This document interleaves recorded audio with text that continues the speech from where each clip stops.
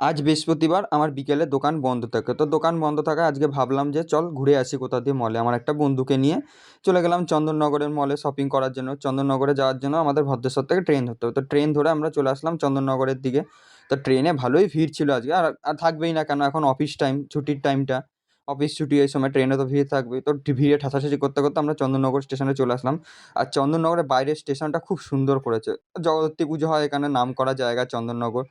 তো ভিড় ঠেলে-ঠুলে আমরা স্টেশন থেকে বেরিয়ে চলে আসলাম রাস্তার দিকে, হেঁটে, হেঁটে যাবো। কারণ টোটো করে যাওয়ার মতো আমাদের অত পয়সা ছিল না।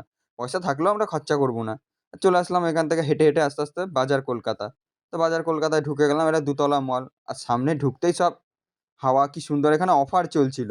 দেখলাম অফারে আবার কি, কি রয়েছে? অফারে রয়েছে গিজার, টোস্টার এইসব অফার রয়েছে। আমি ভাবলাম না ইন্ডাকশন ওভেন রয়েছে। একটা ইন্ডাকশন ওভেন কিনতে হবে, কারণ গ্যাস দেওয়া বন্ধ হয়ে যাচ্ছে। শুনছি নাকি যুদ্ধের কারণে বন্ধ গ্যাস। এটা কোনো কথা হলো? তো রান্না করবো এবার কিসে? এবার তো আমাদের ঘুঁটে কাঠ-মাঠ জোগাড় করতে হবে। আমি পৌরসভায় কাজ করি, আমার কোনো ব্যাপার না। আমি এদিক ওদিক দিয়ে কাঠ-মাঠ জোগাড় করে নিয়ে আসবো। যাই হোক, এখানে ভালোই কালেকশন দেখছি। এখানেও দেখি মেয়েদের কালেকশন। এবার দেখি একটুখানি এগিয়ে দেখি ছেলেদের। তবে জামাটা পছন্দ হয়েছিল ভালোই।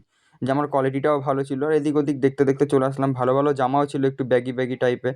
আমি খুঁজছিলাম হিপ হপ টাইপের জামা, কিন্তু পেলাম না বাজার কলকাতা। ওখান থেকে বেরিয়ে আবার চলে আসলাম আমরা জুডিওর দিকে। এখানে ছিল রিবকের শোরুম। রিবকের জুতো-মুতো ভালো দাম আছে ওখানে। ঢুকলে আর কি হবে? খরচা আছে ভালোই।